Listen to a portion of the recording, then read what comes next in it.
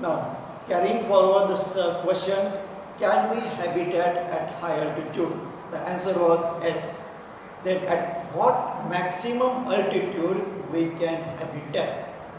We are having a town in the Peruvian region, and that is habitating at the height of 16,000 feet. So, habitation at 16,000 feet is possible, but beyond 18,000 feet habitation is not possible, because the height above 18,500 feet, it is labeled as death zone. What it is called? It is called death zone. So the maximum height at which right now the habitation is possible or habitation is existing, it is at the height of what? 16,000 feet. So these people, they go up to the height of 17,000 feet and can do the work, and again come down and at the height of at their home, which is at the altitude of what? 16,000 feet. So now, being a low lander, can we go there and stay over there? Yes, but for that we have to adapt, we have to take certain measures. Then and then we can get adapted to that new environment and can stay there for 2 to 3 years, definitely. So what is to be done is that from the sea level you have to ascend a small height and stay there for 2 to 3 days, not minutes or hours. Let your body to expose to the new environment of low PO2. Do not engage into any physical activity, because that will cause more demand of O2 and that may develop the hypoxia in your body. After 2 to 3 days, again ascend that small height and stay at that height for again 2 to 3 days. So just step by step go, and you can go and stay at the height of 16,000 feet. Now the question is, sir, how long it will take for me, for my body to develop changes so that I can safely stay at the height of 16,000 feet? These changes, they start within 1 week, and it may take few weeks for you to get completely acclimatized to the new high altitude. So the body changes that are occurring because of exposure to the hypoxia of high altitude, it is known as acclimatization to high altitude.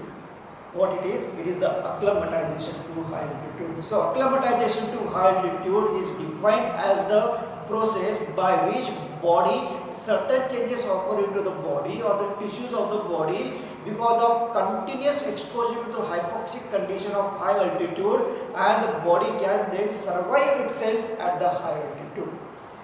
So now the question is, sir, what changes occur in our body occur in our body so that we can stay at the altitude at the high altitude? The first one, when we are ascending, when we are in the process of ascent, we are developing hypoxia. There is a stimulation of peripheral chemoreceptor. There is a stimulation of peripheral chemoreceptor present in the carotid body. And the signals from this peripheral chemoreceptor, they go to the respiratory center. And that then causes increase in the ventilation. Ventilation is increased because of stimulation of the peripheral chemoreceptor, and that increase is only 60% increase. We know that because of stimulation of peripheral chemoreceptor, ventilation is increased, but later on the ventilation goes on decreasing because of the washout effect of CO2, because of the breaking effect of CO2. But as the body is, since the body is kept at high altitude for more than 1 to 2 days, then there is 5 times increase in the ventilation.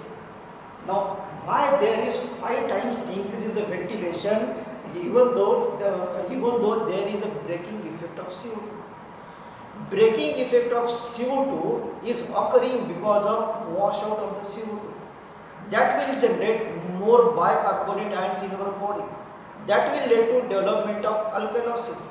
This alkalosis, it prevents the effect of peripheral chemoreceptor on the respiratory center. Because of alkalosis, metabolism of the body is disturbed. Alkalosis is then corrected by the another organ, and that organ is the kidney.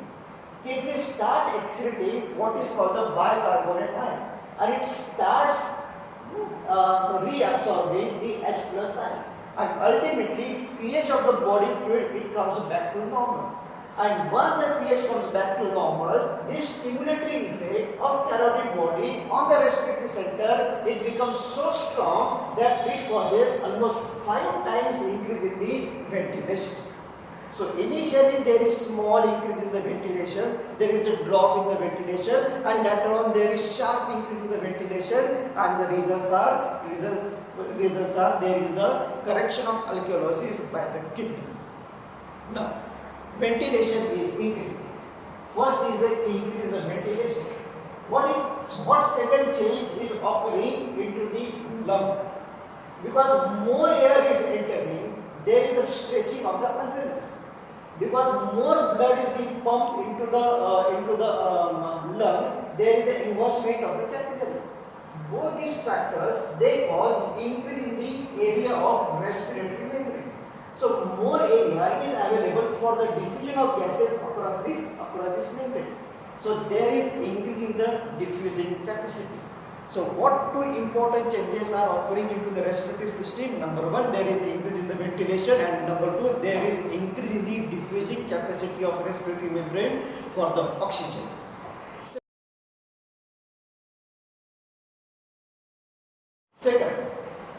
Second change that is occurring, it is in the blood. What change is occurring?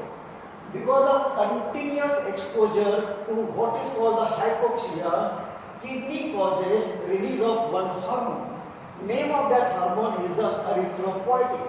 Erythropoietin is released and it acts on what is called the bone marrow. It acts on the red bone marrow, and there is increase in the erythropoiesis, and that causes increase in the count of RBC and also increase in the concentration of hemoglobin, polycythemia is termed. If we measure the concentration of hemoglobin in the fully acclimatized person, then it may increase from normal value of 15 gram to 20 gram per deciliter. So much is the increase in the hemoglobin concentration, and also there is the development of what is called the polycythemia. One more change is occurring in the blood, that is, at the tissue level, these RBCs, they produce more amount of 2,3-DPG, that is dark phosphoglyceride. And in the oxygen hemoglobin dissociation curve, we have discussed that this 2,3-DPG, it binds with the hemoglobin and decreases the affinity of hemoglobin for the oxygen, and thus oxygen is then easily released, and it is then given to the muscle or the muscle fiber or to the cell. So two important changes are occurring in the blood. Number one, there is the development of more hemoglobin concentration, there is the development of polycythemia, and the oxygen hemoglobin dissociation curve is shifted to the right. That causes decreased affinity of blood or decreased affinity of hemoglobin to the oxygen and more delivery of water to the tissue. Then next change that occurs, it is in the cardiovascular system. When we are in the state of ascent and when the hematocrit value or the hemoglobin concentration is yet to increase, in order to supply more and more O2 to the tissues, there is a more pumping of the heart, more force of contraction, more heart rate, and that causes increase in the cardiac output.